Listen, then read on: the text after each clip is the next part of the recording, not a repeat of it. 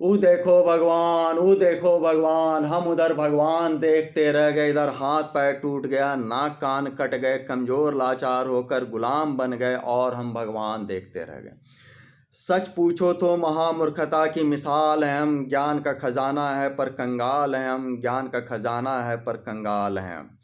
दिशाहीन गुलाम ज्ञान ने कहीं का ना छोड़ा, शक्तिहीन हो गए, शक्तियों से मुंह मोड़ा, विवश बेबसी में उल्टी सीढ़ी चढ़ गए, लक्ष्य न मिला हर बार फिसल गए, लक्ष्य न मिला हर बार फिसल गए।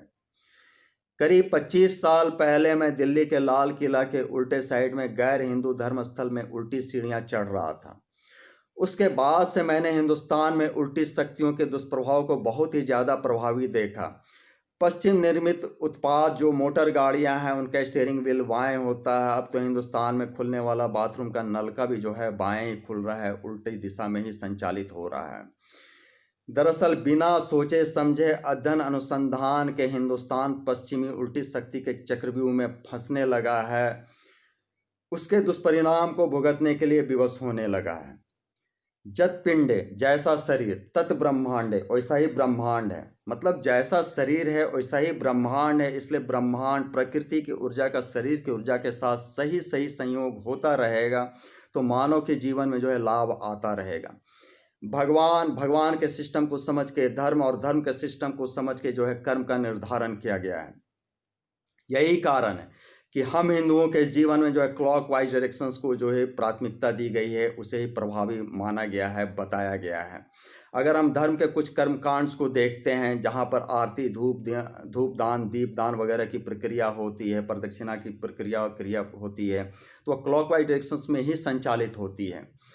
पृथ्वी का मूवमेंट जो है क्लॉक वाइज डायरेक्शंस में है, समय की सुइयाँ जो है क्लॉक वाइज डायरेक्शंस में मूव करती है, तो फिर हम एंटी क्लॉक मूवमेंट्स में क्यों? अगर एंटी क्लॉक मूवमेंट्स में हम किसी भी कारणवश जाते हैं, निर्माण के कारण या अपने कर्मों के कारण, तो स्वाभाविक है कि हमारी ऊर्जा का प्रकृति की ऊर्जा के साथ टकराव होता है, संयोग सही नहीं होता है, उसका दुष्परिणाम आना तय है। इसलिए जो निर्माण से जुड़े हुए लोग हैं, जो वास्तुकार हैं, जो कर्मकार हैं, वो इस ज्ञान को, इस अध्ययन अनुसंधान को अवश्य समझे और ऐसा निर्माण करे जो कि आने वाली जिंदगी को भी जो है लाभ देता रहे। ऐसा ना हो कि प्रकृति की ऊर्जा के साथ हमारा या उस पिंड का जो है टकराव हो। सीधी सीढ़ियाँ कभी किसी इंसान को नुकसान नहीं दे सकती, चूंकि यह प्रकृति की दिशा में संचालित हो रही है। लेकिन उल्टी सीढ़ियाँ जो है वह बहुतों के जिंदगी में नुकसान का एक भयंकर कारण बनती है, जिसे लोग समझ नहीं पा रहे हैं। सिर्फ भगवान भगवान ना करें, भगवान के सिस्टम को समझ के धर्म और धर्म के सिस्टम को समझ के कर्म को भी करने का, ठीक करने का प्रयास अवश्य करें।